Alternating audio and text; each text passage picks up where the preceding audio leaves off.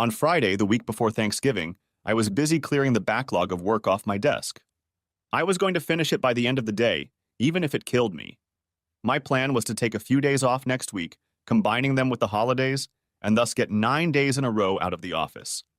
I'd be able to relax, sit on my ass, regroup, watch soccer, and eat turkey sandwiches without interference.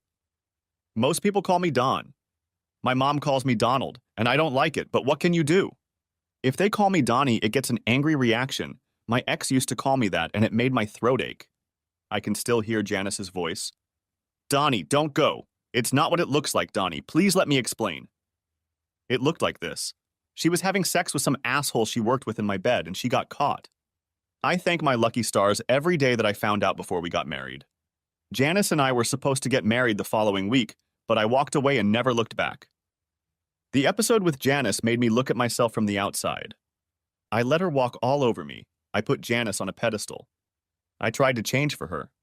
She changed the way I dressed. We socialized with her friends instead of mine. She told me time after time that I was too nice to people. When one of my friends asked, I always helped them. She tried to make me learn the word no, but in my world, helping my friends was the order of the day. What's the old saying? One good turn deserves another. Well, something like that. Anyway, if I need anything, my friends are there for me. They all owe me something, but I'm not one to hold it against them. At 5, I filed the last folder and hurried out the door with the crowd. It had been a hectic day, and I was looking forward to having a beer at the pub across the street. My friends and I sat at the bar and relaxed with a cold beer. All in all, life wasn't bad. We played a few games of 8-ball, socialized, and chatted about this and that. I was walking back to the bar when Candy, one of the salesgirls, approached me with a smile. I always get chills down my spine when a salesgirl smiles at me. Candy and I have known each other since she joined the company about 5 years ago. I am the director of human resources and know or have at least met all of the employees. Candy and I run in different circles, but we know each other. How can I describe her? Tall? Definitely, probably at least 5'10". Slender? Yes, but with curves in strategic places. A walking wet dream. Stylish? Like a model, correct down to the smallest detail. Pretty? Out of my league, very out of my league. Blonde? No way, Raven Black. Her hair is loose, down to her wonderful heart-shaped ass. Lesbian? What? Yeah, he has a girlfriend. She's hitting from the other side of the plate. So Candy, she's good at her job, very good. She could sell ice cubes to Eskimos. She's always on top of her department and next in line to be director of sales. Dawn, do you have a minute? I'd like to talk to you. Her voice oozed sex appeal. Oh shit, the sale is starting. Sure, Candy, you want a drink? Yes, I like beer, please, she smiled, sitting down next to me. Surprisingly, I would have said Chardonnay or Merlot. I placed my order and turned around to see where our conversation was going. So what do you want to talk about? I asked.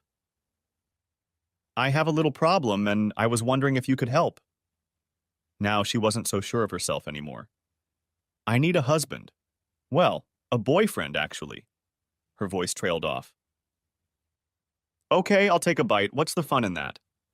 What is this, a candid camera? Am I being pranked? I asked, looking around the room. This really isn't a joke, Dawn. My parents are flying to Hawaii for vacation and will be stopping here next week to spend a couple of days with me for Thanksgiving. They want to meet my partner. And you told them you were living with a man. She lowered her eyes, afraid to look me in the eye. Why not just dress Vivian like a guy? I said sarcastically. Come on, Dawn, this isn't funny. If my dad finds out about me, it'll kill him. He'll have a stroke, she said. Candy, this shit sounds like a bad situation comedy. I keep seeing old reruns of I Love Lucy on here. There's no way that's going to work unless your parents are complete idiots. Why don't you just tell them the truth? Trust me, the truth will set you free, I told her. Yeah, I just can't, she stuttered. Tears appeared in the corners of her eyes. Wonderful, just bloody wonderful. I was in the middle of snow work and starting to feel like that Eskimo I mentioned earlier. How I wish I could cry like women do. I'd walk right into a car dealership and cry my eyes out until they gave me a new Mercedes. If I agree, and I do mean if, you're going to have to do something for me. Anything, Dawn, anything at all, I'd be very grateful. The smile returned. I want turkey and more turkey. Oh, and no giblets in the gravy. I hate giblets. Her face lit up like the sun. I think she expected me to ask for more, much more. Like something really disgusting to her, like sex with a man. You won't regret it, Dawn, I promise, she said, kissing my forehead. I doubt it very much. I'm already sorry, I said to myself. As she turned and hurried away, I called out to her, Candy, no marshmallows on the yams either. She waved back and hurried out the door. What is that word? It's right on the tip of my tongue. No. That's it. That's what I'm supposed to say? Well, so much for a peaceful, lazy week of vacation. Turkey is supposed to be delicious, freaking delicious. The next morning, I tried to sleep off the hangover. I don't usually get drunk, but after Candy left, well, you know, I realized what a mess I'd gotten myself into. I heard bells ringing, Lord, make it stop. Shit, I sat up. It was the doorbell.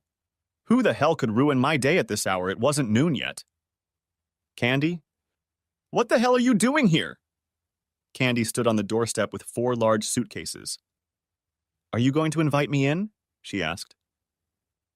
I stood there in just my underwear, covering my eyes, trying to figure out what the hell was going on. It was too complicated. Screw it. I left the door open and walked back to the bedroom, scratching my ass as I went. Dawn, I don't want to bother you. Where are the cleaning supplies? Whispered Candy. Kitchen sink, I muttered. 15 minutes later. Dawn, do you have a broom? The door to the pantry. 5 minutes. Dustbuster? Entertainment center. 2 minutes. Windex? Wall safe behind the Rembrandt. It was obvious there would be no rest. I crawled into the bathroom, rummaged through my old prescription bottles, and found the old Vicodin the dentist had given me for pain. I took 2 pills. 15 minutes later, I was already mowing the lawn, my iPod running at full volume, and my smile was almost full on. I laughed to myself about doing yard work in November. So much for SoCal, I'm sure we'd have another green Christmas. Bad things were coming, really bad things. Less than a day after talking to Candy, I had a drug and alcohol problem. Hell, but my yard looked good. I assumed Candy had gotten there early to clean up for my parents' arrival. I'm not a slob, but a bachelor just doesn't clean like a woman. I also figured Candy had already moved in. Judging by the size and number of bags she brought with her, she was going to be here all week. Candy was very busy. The house looked like someone else was living in it. By then, I had wiped off my hangover and the drugs had kicked in. I went into the kitchen to get a bottle of water. Candy, bent at the waist, was cleaning out the refrigerator. Her perfect ass in her short shorts was almost more than I could handle at that moment. God, what did I do to deserve this? A cold shower was what I needed right now. I needed to get my mind off Candy. Without grabbing my water bottle, I headed for my bedroom. Damn, I was being invaded. All her stuff was in my room. We'd talk about it after the shower. First, I needed to get rid of the obsession. The water was as cold as I could stand, my body frozen. I changed tactics and switched the faucet to hot. I could face the facts and get comfortable while I stroked my problem. When I heard her, I hadn't had a chance to soap up yet. Dawn, I'm going to run to the store. Do you need anything while I'm gone? She asked. Through the opaque glass of the shower stall, I could make out her outline in the doorway. Yeah, I could use your help with my hard stick, I wanted to say, but I didn't. No, I don't think so, is what I actually said. Dawn, do you mind if I pick up some new curtains for the kitchen? I hate to say it, but the ones you have now are just awful, she asked. She asked, and that was the main thing. Janice would just do it and not even think about my feelings. Yeah, go ahead, I don't mind. Oh, Dawn, by the way, you have a nice ass, she giggled. Not as cute as yours, I thought to myself. I spent the next few minutes punishing Don Jr. for acting the way he did after seeing Candy's ass. I literally beat the snot out of him, twice. It's going to be a long, hard week, and I do mean hard. By the way, I hated using Candy as a masturbatory fantasy. She wasn't a piece of meat to drool over. She just had that effect on me. It occurred to me that I should be more careful around her. When she came back from the store, her face was red as if she had been crying. Damn, could she be a mind reader too? What happened? Did I do something wrong? I asked with genuine concern. No, Don, it doesn't matter. You didn't do anything, she replied. Are you sure? I looked closer to see if it was my fault. It's Vivian, she whispered, before breaking down and bursting into tears and sobs. Should I run? Try to comfort her? I didn't know what to do. It was none of my business, but we were friends. Well, sort of. I did what befitted a good husband and put my arms around her. I stroked her hair. I held her until the moment passed. She looked up at me. I went back to my apartment and Vivian was already in bed with another woman. Damn her, there was never anything serious between us, but... And then the tears started. The house was fairly quiet that evening. Candy's bad experience had brought to the surface a lot of bad feelings toward Janice. I tried to keep Candy's spirits up, but it wasn't easy when you felt like crap. I went to bed early that night, but not because I was tired. It was that creepy feeling of loneliness that was plaguing me. Lying in the dark, I realized how Candy felt. Dawn, are you awake? Yeah, come on in, I said. I know I've already asked you a lot of things, but since most of my stuff is already here, is it okay if I stay until I find an apartment? At least for a few days, she asked. I didn't answer, there was no need. I reached out my hand to her and she took it. I pulled her to me and wrapped my arms around her. I hugged her without saying a word. Eventually, I felt her fall asleep in my arms. It was very difficult to sleep when this marvelous creature was so close. Her soft skin and wonderful smell filled my head with obscene and very vivid thoughts. I remember thinking that it would be nice to die like that, with Candy in my arms. Candy woke me up early, around 6, I'd say.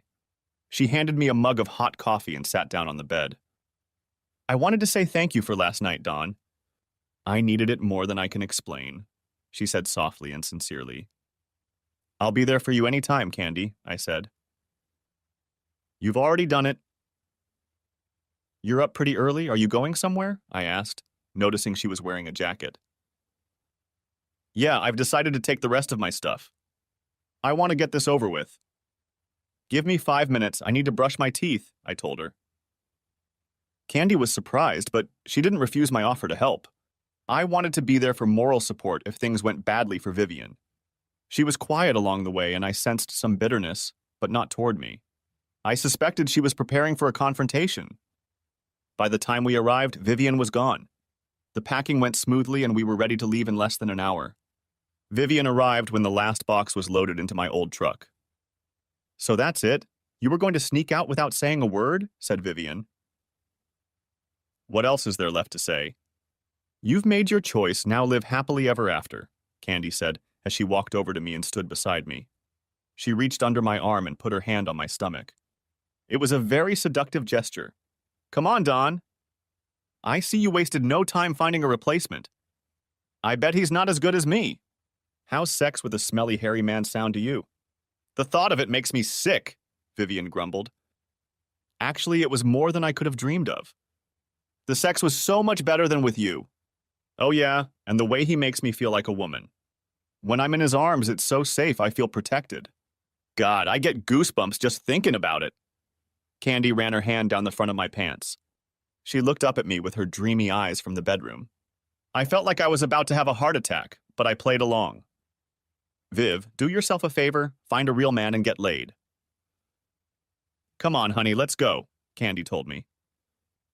I opened the driver's door and Candy slipped inside, stopping in the middle. I barely had enough room to sit down, so close she sat. Vivian's mouth was still moving, but she didn't say a word as we drove down the street. As we rounded the corner, we both started laughing. Sorry, Dawn, but the opportunity was too good to pass up, she continued to giggle. Candy, you're mean. That was priceless, worth the price of admission. I'm starving, let's get something to eat. Sex always makes me hungry, she laughed. By noon, we had unloaded all of Candy's stuff. It was a hell of a morning. Candy seemed to have forgotten Vivian by now. She hummed and hummed as she continued remodeling my house. Later, we ate and watched soccer on TV. Candy seemed to enjoy the game more than I did. I didn't envision her as a sports fan. We talked for a while after the game and got to know each other on a more personal level. Candy seemed sincere and down to earth, far from what I had imagined her to be. I felt very comfortable around her and we bonded. I found myself wanting her, and not just sexually. Candy yawned, and we both decided it was time for bed. After taking a shower, I climbed into my bed. Candy came in, carrying a pillow. Dawn, I've been thinking. We're going to sleep together while Mom and Dad are here. Would you mind if we made a habit of it? She asked. There was a certain logic in what she said, but that didn't mean I thought it was a good idea. I imagined the lamb crawling into the lion's den, only I wasn't sure which one of us was the lion yet. Sure, I answered. I'll take a hot bath first and you go to bed. I'll join you soon. And she ran off to the adjoining bathroom. Sleep, huh? What a joke. This goddess is in my bed and I'm supposed to be sleeping like. Plus, she hadn't closed the bathroom door. 15 feet away from me, she was taking a bath, her naked body languishing in the hot water. I could hear her soft voice singing as she lounged in the huge tub. Torture, that's what it was. I rolled over onto my back and tried to sleep. No way in hell this was going to happen. It couldn't get any worse, or could it? Yes, when I felt her slide into bed beside me, it got worse. I was on fire as soon as I reached for her. I could already feel the heat coming from her slender body. She was ready for me to take her, but no, that would be inappropriate. This wasn't what she wanted, or did she? Maybe she was subtly offering herself to me? Damn, I was going crazy. As you've probably guessed by now, the whole night turned into a slow-burning, endless hell. I could have so easily, but I didn't. I wanted to so badly, but I didn't. She trusted me unconditionally, but she shouldn't have. In the end, I couldn't, but you can rest assured that I was thinking about that, and nothing else. The next morning, Candy told me she had never slept so well. I didn't bother to tell her that I had slept like an insomniac on a church bell tower. I wasn't sure I could take another 5 days like that. The lack of sleep was wearing me down, and it was getting harder and harder to be around Candy. That afternoon, I did something I swore I'd never do for the world. I cleaned out my garage. It was hard, dirty work, but it was something I could do with a little brain power. And I didn't have a hell of a lot of it left. A sleepless night spent pining for Candy made me question her feelings for me. How could she be interested in a lowlife like me? I spent all day cleaning and rearranging. When I got back to the house in the evening, I was like a zombie. The house smelled wonderful. Candy must be cooking in the kitchen. I immediately headed for the bedroom. A shower was definitely needed. A hot shower, and then I planned to jump into bed. With any luck, I'd be asleep before Candy even realized I was in the house. My sorry ass dragged behind me as I undressed in my dressing room. Without thinking, I headed to the bathroom, peed, jumped in the shower, and almost fell asleep under the running water. As I dried myself off, I thought about how great it would be to get some sleep. Dinner's in the oven, I heard Candy say. God, I realized too late that she was in the tub and had been there since I walked in. It was unreal, me standing there, naked, watching. How could I not have noticed? I was too stunned to even try to cover myself, and why would I do that now? I stood there for at least 10 minutes. Candy didn't seem the least bit embarrassed. I tried to act calm until I realized that Don Jr. had noticed Candy's beautiful body soaking in the tub. Another beautiful mess, why God, why? Screw it, what's done is done. I didn't bother apologizing after all. She could have said something sooner or at least closed the door. Candy got up out of the water and got out of the tub. My life was getting weirder by the minute. Candy took my towel and started to dry herself off. You must be tired. You've been on your feet all day. Go to bed and I'll get you something to eat, she said. So I did. I was too exhausted to argue and didn't even bother with clothes. Candy brought 2 plates and we ate in bed. Luckily, she had a robe on. As she took the empty plates to the kitchen, I thought that after only 2 days together, we had somehow already turned into an old married couple. We're comfortable with each other, but there's no sex. No sex was what I dreamed of when I woke up, a life without sex. There was one problem, though. Candy was snuggled up against my back. It was still dark. The alarm clock read 3:45. I could feel that she was wearing the same sleep garment I was wearing. None.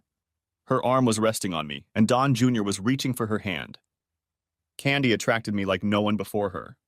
Her sexual orientation confused me. She had to know what she was doing, didn't she? I began to wonder how damn stupid I was. Did she really trust me that much? Maybe she was being modest? Maybe I should have made the first move? Gathering all my willpower, I pushed those thoughts away and went back to sleep. Little Don woke up before I did, and Candy had her arms around his neck. When I realized what was happening, I slipped out of bed. What a stupid thing to do, you thought?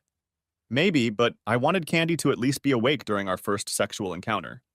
I wanted neither party to be wrong. We both had to know exactly what was going on. While Candy slept, I reflected on how things were going. Tonight was going to be crucial. One way or another, I would make my intentions clear to her. Today was Tuesday. Her parents would be arriving tomorrow. She would be busy with them, and I would be like the fourth wheel on a tricycle. If she wasn't interested in me, I'd better find out before they arrived. We spent almost 2 hours at the supermarket, and Candy told me that she needed to start getting ready for the Thanksgiving feast. She had pies to bake, and she'd be busy all day. I agreed to help, but stayed out of the kitchen. My day was spent running around the market for things we'd forgotten. Candy had worked hard in the kitchen, and when she finally sat down, she was clearly tired. I offered to massage her sore back, and she gladly accepted. As my fingers worked their magic, Candy visibly relaxed. She guided me to the knotted muscles. A little to the left, ooh, lower, That feels so good, she cooed. I was just about to ask what else I could do to relieve her tension when the phone rang. The freaking phone. What bad timing. It was Candy's cell phone. If it had been mine, I would have ignored it. Who do you think ruined the moment? It was Candy's mom. They had caught an early flight and were arriving late at night.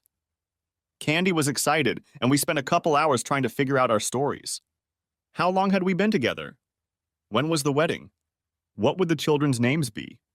There was no way in hell that was going to happen. I could feel a divorce coming, and we weren't even married. We got back from the airport at 11. Everyone was chatting and picking up the conversation. I tried to keep the conversation going without putting my foot in my mouth. Candy was sitting very close to me. We were playing the loving couple. The hugs and kisses were driving me crazy, but I tried not to show it too much. Candy's father, Ben, interrupted the conversation around 1 o'clock. He said he was going to bed. I followed his example and left Candy and her mom, Cynthia, to talk some more.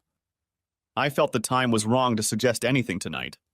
That feeling was confirmed when Candy slid into bed in a don't-touch-me flannel nightgown. Don Jr. wasn't impressed and let me sleep on it. Wednesday morning, I found Ben had opened my plasma TV and was watching an old war movie from my DVD collection. Candy and Cynthia were busy in the kitchen, so I poured coffee and went to wash the cars. Have you ever had the feeling that something beautiful is almost at your fingertips, but you reach out and it slips through your fingers? I couldn't figure out how I could know how Candy felt about me when her parents were around. By the time the cars were done with, I had worked up an appetite. Inside, I found Ben yelling at the TV screen, trying to warn John Wayne of the impending doom of the Navy at Pearl Harbor. "For God's sake, get out of there! You're all going to die!" he shouted, as if he could change the course of history. I waved that image away and headed for the kitchen, hoping to find a sandwich. Candy and Cynthia were chatting about something, but stopped abruptly when they saw me. It's hard to ignore paranoia when something like this happens. Candy looked embarrassed and Cynthia was smiling at me. I couldn't tell if it was a genuine smile or one of those, "Look, here comes the dumbass" smiles. Something was definitely going on, but what? Surprisingly, Candy read my mind and handed me a huge BLT sandwich. Cynthia took one to Ben, leaving Candy and me alone for the first time since morning. In between bites, I asked, "Do they buy it?" Candy had a funny look that I couldn't read. Daddy didn't get it. "He really likes you. He said he likes everyone with so many John Wayne movies," she whispered. She pulled me close just as I took another bite. Her eyes closed, and she leaned in and kissed me so hard I almost choked. I wiped the mayonnaise off the corner of her mouth as she murmured, "Thank you," and then took a big bite out of my BLT. Cynthia walked into the kitchen and caught almost all of our exchange. Trying not to sound too nice, I asked. "Do you want one too?" I asked, offering her my sandwich. "Yeah, I wouldn't mind," she said, walked past the outstretched BLT and kissed me right on the lips. "Jesus Christ, Cynthia, what about Ben?" I whispered loudly. "What about him?" "He has his own sandwich, and I highly doubt he wants to kiss you," she laughed. I was starting to feel like the whole family was a little out of sorts, and I was the worst of the bunch. Candy's gut was about to burst, and it was pretty funny when you think about it. The rest of the day passed without any new stupidity on my part. Ben decided to call it a day. He was exhausted from so much activity. He put out a bunch of oil well fires and drove a few rhinos with Duke. I had no idea how tonight was going to turn out. I decided to just take it as it came. Candy was giving mixed signals with her sleep clothes. It wasn't a flannel nightgown, but it wasn't nude either. It was short, lacy, but not too see-through. I stroked her shoulders, and her body language told me I was on the right track. I tried not to pay too much attention to it. I would continue the friendly massage and see what happened next. "Does it feel good?" I asked.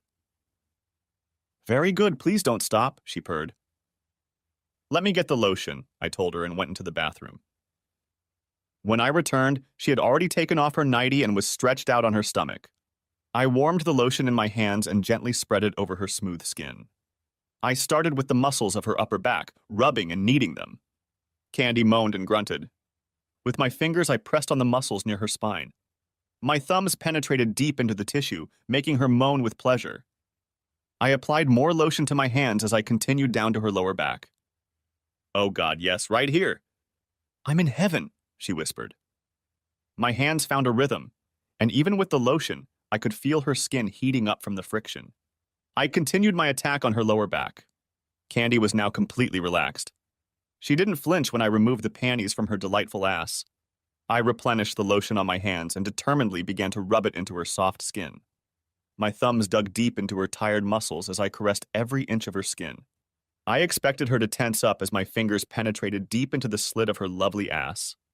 She purred like a kitten. Candy wiggled her hips faintly as my hands gently probed the inside of her thighs. My fingers ran carelessly over her labia, causing her legs to spread slightly. There was no doubt that she was aroused, but I took my time. My hands moved away, and I began kneading the muscles in her legs. My hands massaged her feet, and her toes flexed and unbent. Candy rolled over onto her back to watch me fulfill her needs. I kissed her big toe as I finished with her right foot and took up her left. She giggled and smiled. I took the same amount of time on her other leg and moved on to her shins and knees. I was starting to get a little worried, weren't you? The pressure to get it right was immense. How was I going to be as good, if not better than her mistresses? I doubted my abilities as a male.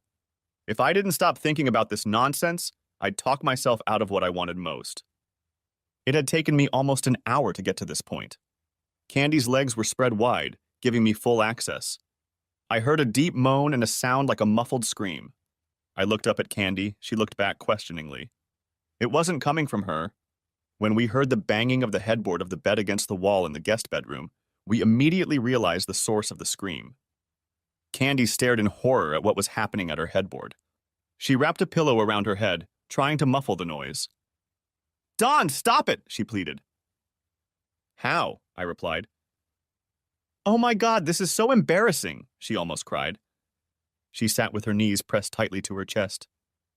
It occurred to me to stop by Candy's parents' house with a screwdriver and a wrench. How would they react if I was tightening the bolts on the bed while they were unscrewing the screws in the room?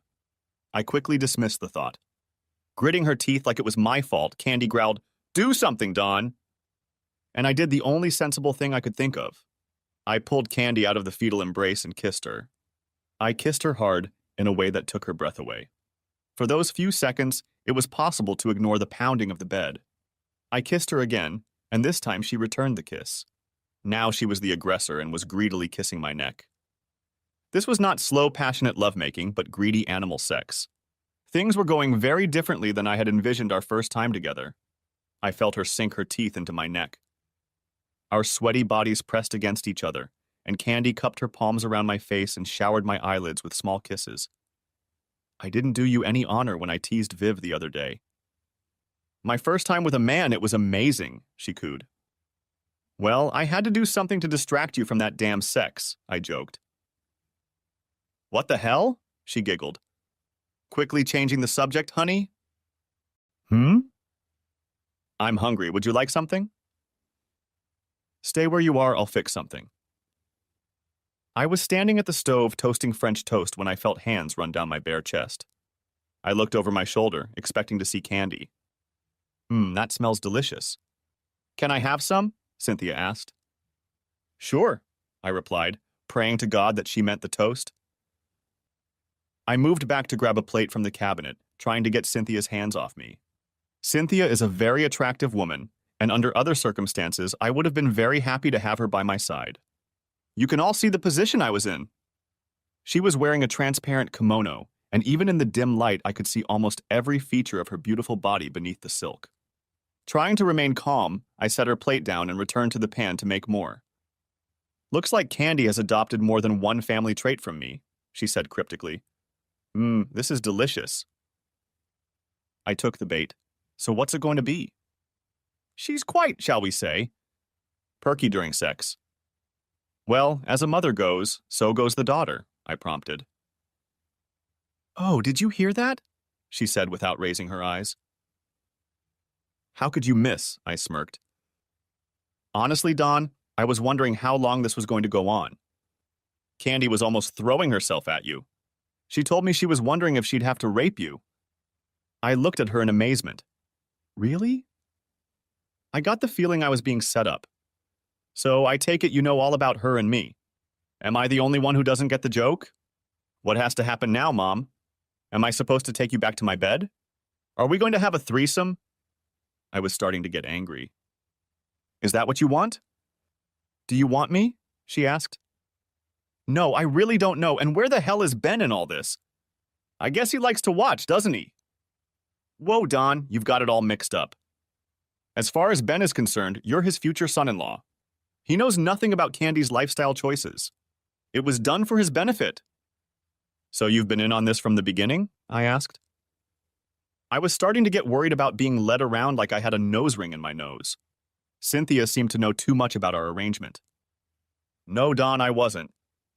I knew about Candy's sexual preference, but until today, I just hoped she had put it out of her mind, and you and her were for real. Don, I'm a caring mother. I want grandchildren. At this rate, there was very little chance of that happening. So why did she tell you about us? She was confused. She had never felt this way about a man before. She was afraid you wouldn't respond to her. Don, Candy fell in love with you. She told me about how wonderful you treated her. She wanted advice from her mother. That doesn't even come close to explaining why you were hitting on me. It was a simple test, Don.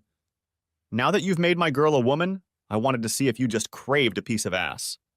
It was probably stupid of me, but it made me realize what I needed to know about you as a man. And what's it going to be? She was right about you. You are the real deal. Don, she's my baby. I only want the best for her. By then, I had set the French toast on fire. While I was hastily preparing a new batch, Cynthia finished eating. I pondered what she had done and told me. None of it made sense, but female logic confused me. Candy had fallen in love with me, just imagine. She was throwing herself at me, only I was too afraid of making the wrong move to act. Now that you realize it was all a sham, don't you think maybe we're all rushing things? I asked. It could be Dawn, but sometimes when the chemistry is just perfect, it's all it takes is one heartbeat to realize it, she said. Cynthia, may I ask you one last thing? Sure, Han, shoot. What would you do if I was like all these guys? How far would you go? That's a tough question. You look good. Maybe I would, maybe I wouldn't. One thing is for sure, you'll never know for sure, she said with a wink. She walked over to me and we hugged, the way my mother would have hugged me. As she walked away, I'm sure she was swinging her ass around more than usual. This woman had just straightened me out. I was glad she liked me, but damn, with an enemy of this caliber, suicide might be the wisest choice. Candy was a little annoyed when I got back. Who needs 45 minutes to make French toast? I'm not hungry, she pouted. I set the plate down next to her. But you'll be there in 5 minutes, I said, getting between her legs and running my tongue along her slit. In 3 minutes and 20 seconds. This toast is perfect. No wonder it took so long to prepare. When Candy fell asleep, I stared at the ceiling, wondering if Cynthia was right. Could we really have fallen in love in such a short time? I thought about it until I finally succumbed to sleep. Had I gotten my answer? On Thanksgiving morning, Candy and I showered together. We became even more familiar with each other's bodies as the hot water poured over us. Candy, I had a long talk with your mom in the kitchen last night, I said. She had a concerned look on her face. Don, I can explain. Your mom already did that. She looked really scared. Fearing the worst, ask, what did she say? She said a lot of things, but the main thing I realized last night was that we were both keeping secrets from each other.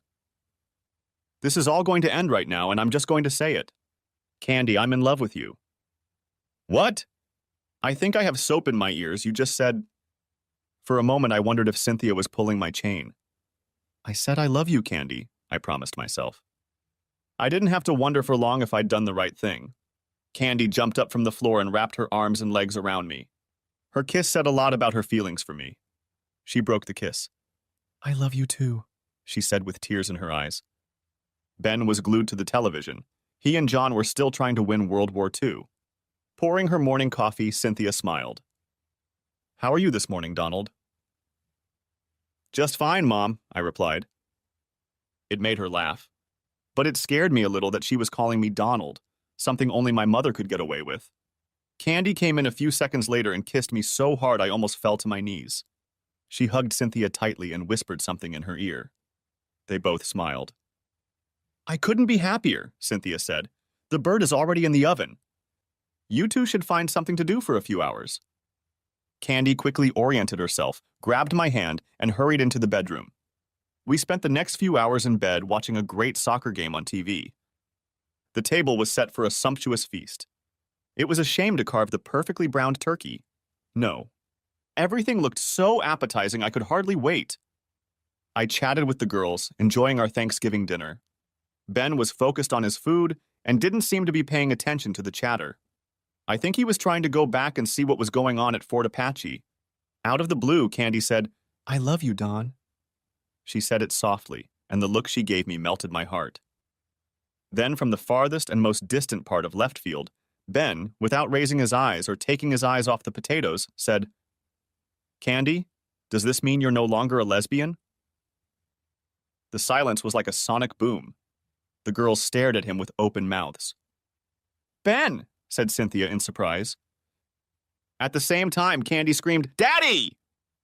Without missing a beat, Ben said, What? That's a valid question, he shrugged. The deed was done, and we were all escorted out. I honestly can't remember when I've laughed so hard. Ben was looking right at me, and he had the biggest grin I'd ever seen. Pay attention, son. You need to learn something if you want to survive in marriage, he told me. Without another word, he sank back into his plate. Candy and her mother finally got the humor. I swore before God that if I lived to be 100 years old, I would remember this meal every time I sat down at this table. Candy came to our bed. I made love to her, but it wasn't spontaneous sex like the night before. We took our time. She touched parts of my soul that she had never used before. I worshipped her with a passion I had never shown to anyone else. The thumping of the headboard of the bed in the next room was almost imperceptible. The next morning, as the cab pulled up, we said goodbye to Ben and Cynthia. I promised Ben that I would have a fresh pack of DVDs for their Christmas visit. It's been one hell of a week. I missed a few soccer games I had planned. But it did pay unexpected dividends, a sweet tooth. Yeah, that's what I said. A sweet tooth that only Candy can satisfy.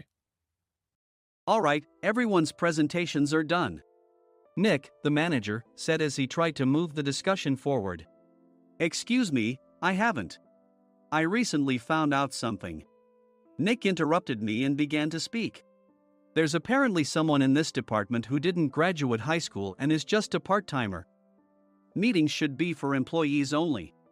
Absolutely right. His lackey, Mike, of course, agreed with Nick. I'm leaving. After leaving the meeting room, I started to shut down my computer. I noticed that an email had arrived, not in my personal inbox, but in the company's shared email. Thinking, there's no point in speaking up, no one will listen, I went home quietly. The next day, I heard a commotion from Nick's desk.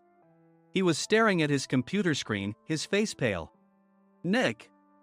Is something wrong? Mike looked at the screen with him. And he turned even paler than Nick.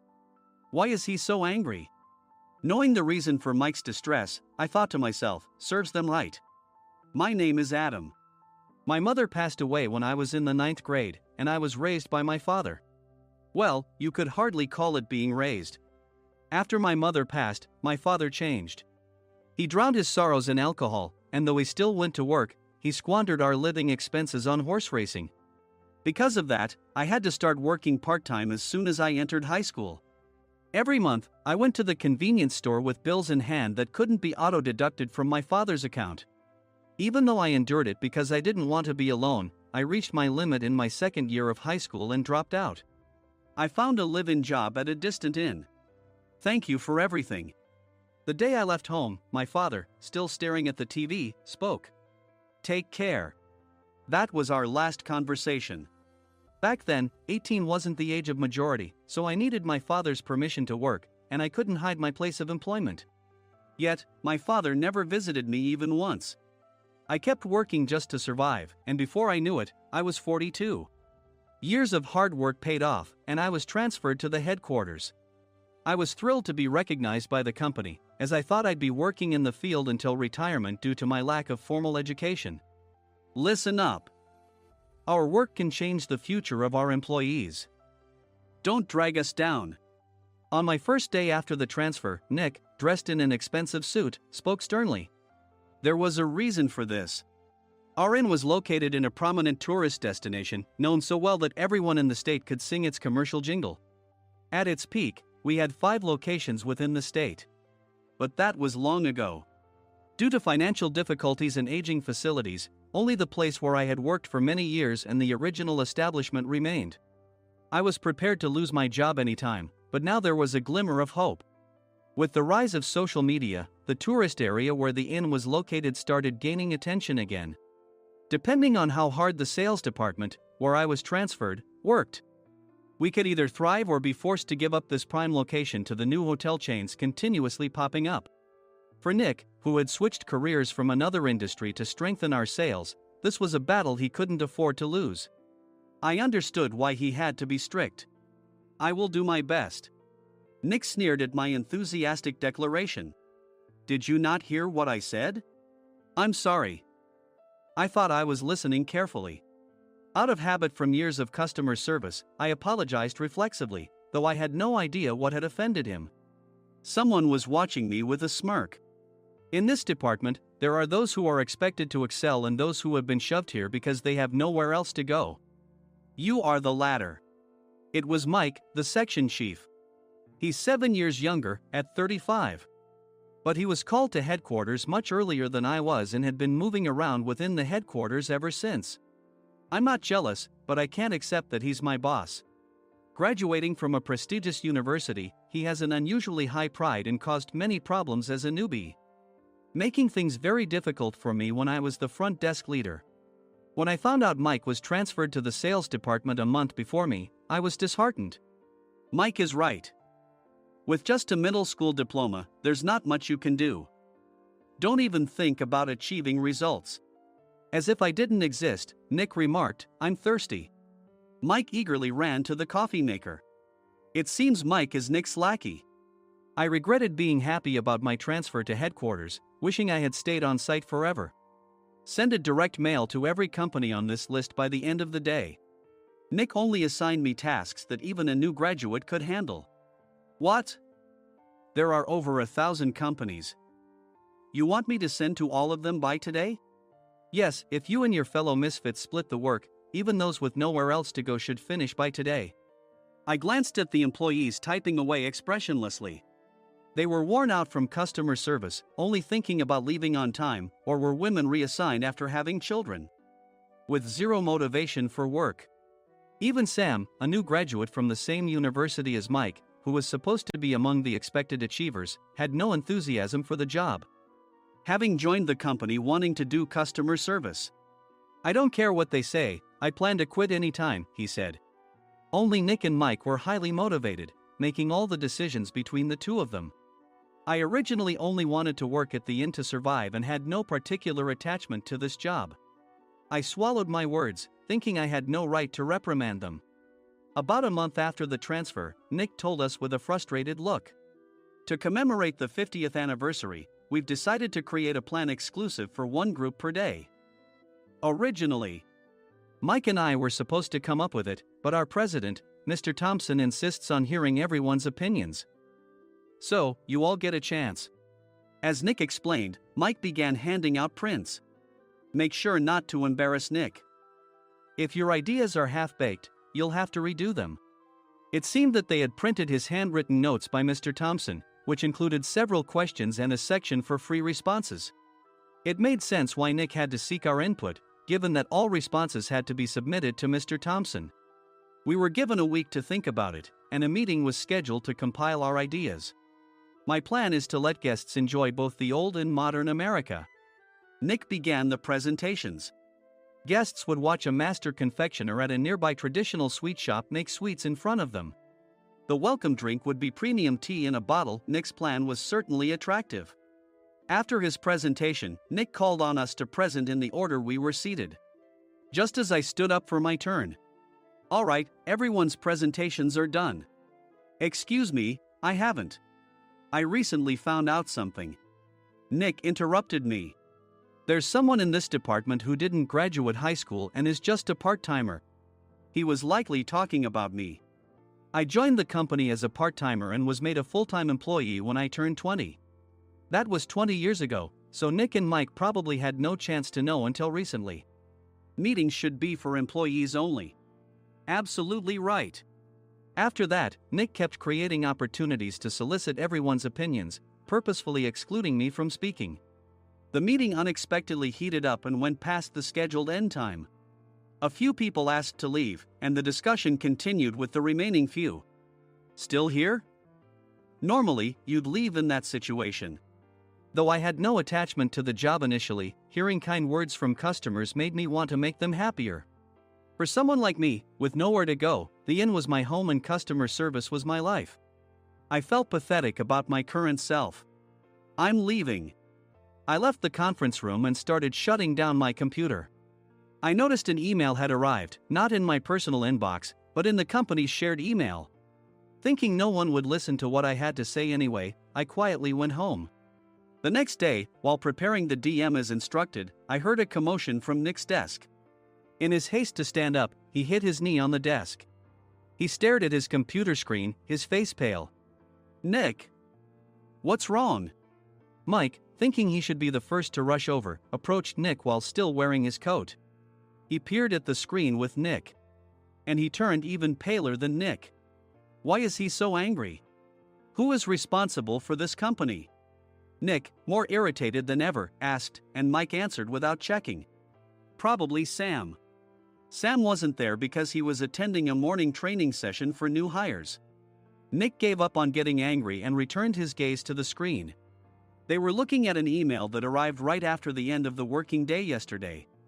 Apparently, no one, including me, had checked it before leaving. The email was from a large company that used us for their annual employee trips. The president and executives of that company also frequently used our services personally. President of the company, Mr. Mason himself had declared that neither he nor his company would ever use our services again. Well, some companies cancel their employee trips or stop using our services due to financial struggles. Let's just move on. Mike kept wiping the sweat from his forehead with a handkerchief. Knowing why Mike was so agitated, I quietly watched their interaction. "Do you know how much revenue we get from that company?" "We can find other guests to fill the rooms, but we'll lose the banquet costs. Gift shop revenue, rental car fees, and more. Moreover, the gifts were supposed to be prepared by the traditional confectionery shop involved in Nick's proposed plan. If it's known that we incurred such a huge loss at this critical time, Nick's position in the company would be jeopardized." Nick took a deep breath, seemingly trying to calm himself. "All right, Mike. Go to New York right now and apologize to Mr. Mason." "What? You're coming with me, right?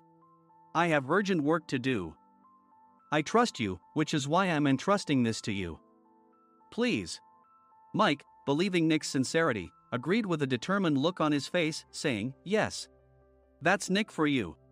Even if Mike went to apologize, Nick would shift all the blame onto him if the client didn't change their mind.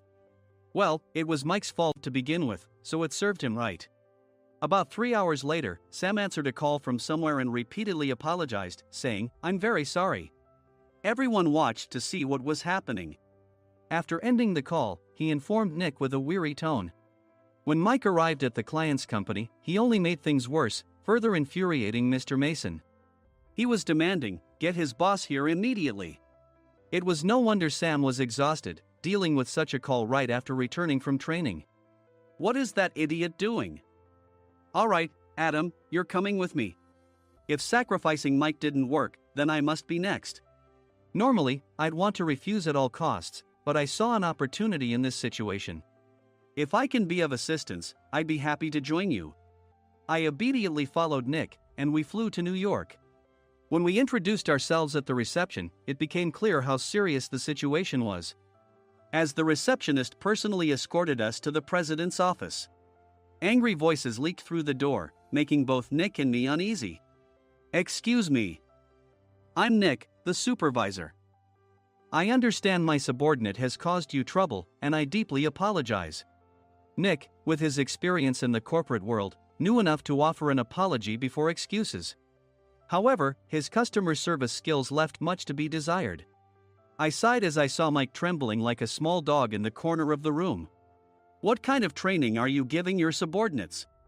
Mr. Mason glared at Nick with a red face. The intensity of his gaze made even Nick take a step back. Regrettably, I joined this company only 2 years ago and was unaware of Mike's issues. I should have identified his shortcomings sooner. Indeed, I should have realized sooner. No sensible person would come to apologize and then give a lengthy presentation on the drawbacks of not using their in. Nick froze, his mouth slightly open. Suspecting the worst, I picked up the documents that had fallen to the floor. It seemed Mike hastily prepared these documents on the plane, listing the disadvantages. Disadvantage 1: if you change the venue for the company trip, employees might suspect it's for cost-cutting reasons, leading to a negative impression.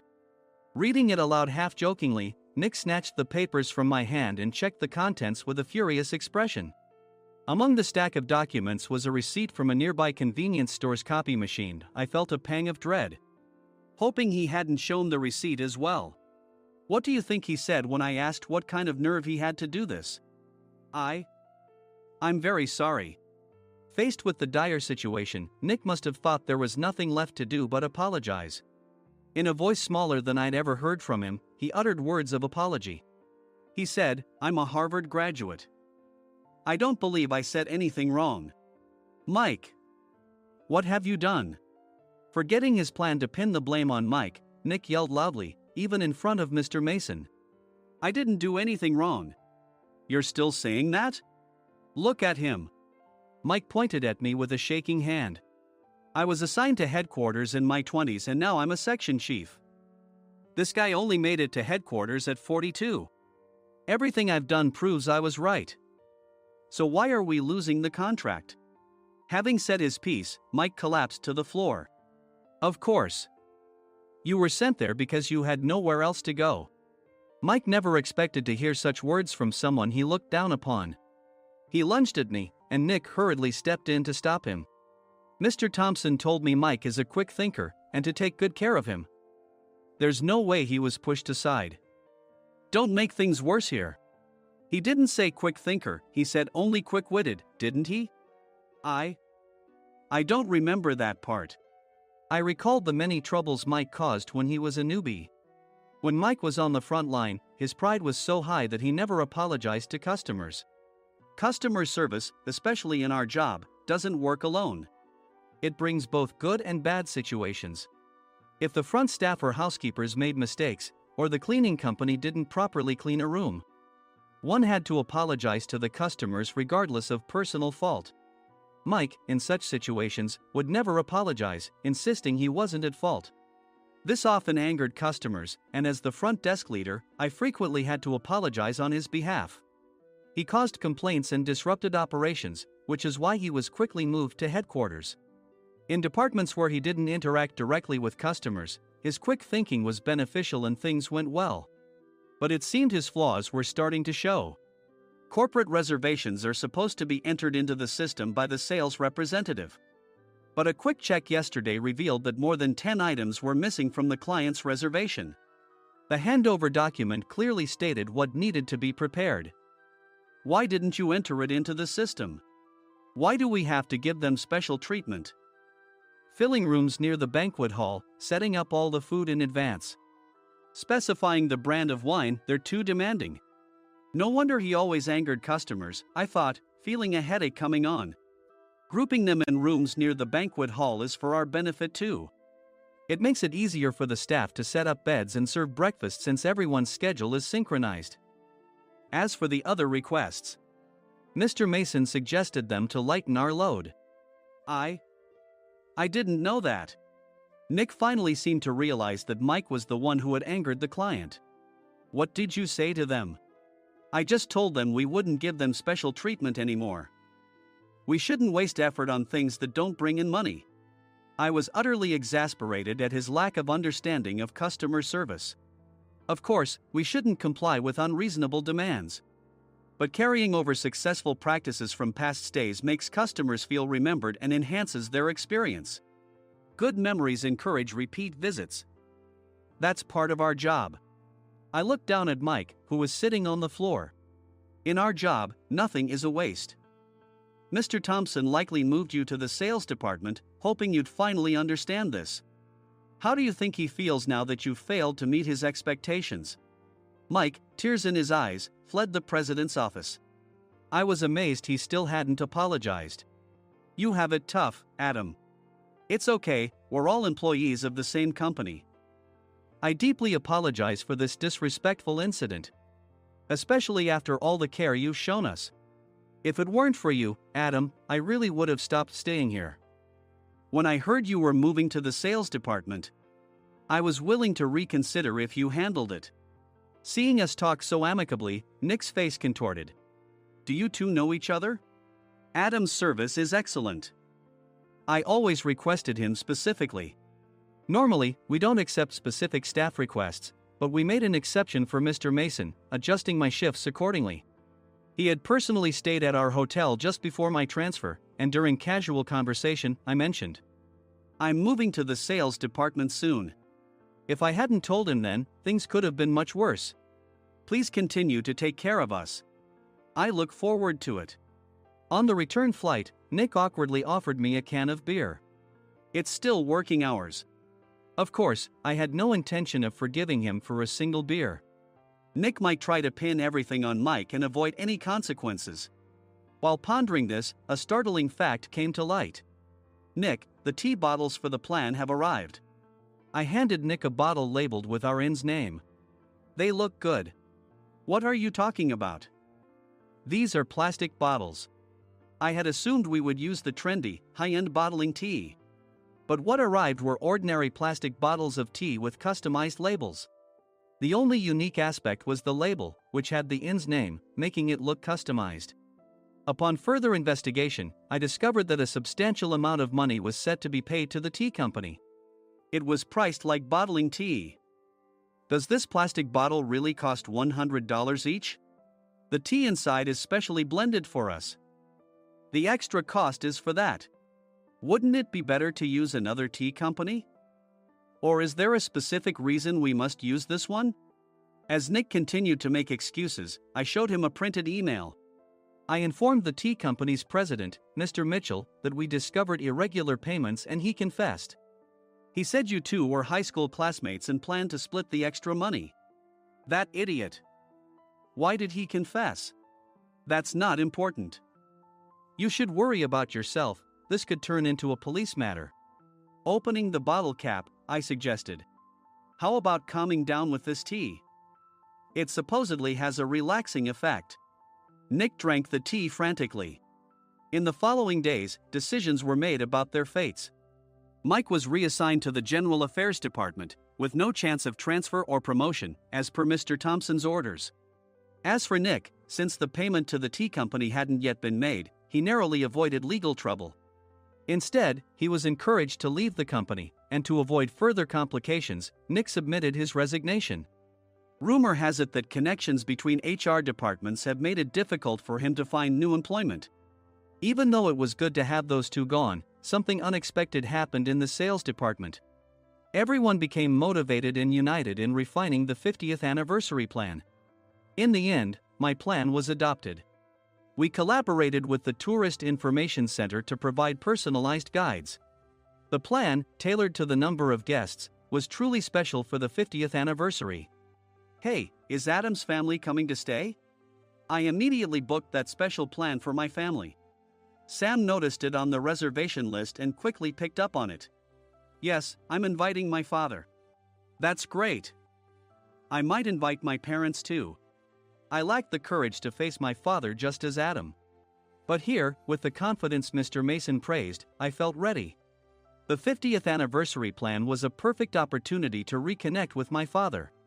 I hoped to bring back the days when we could laugh together as we once did.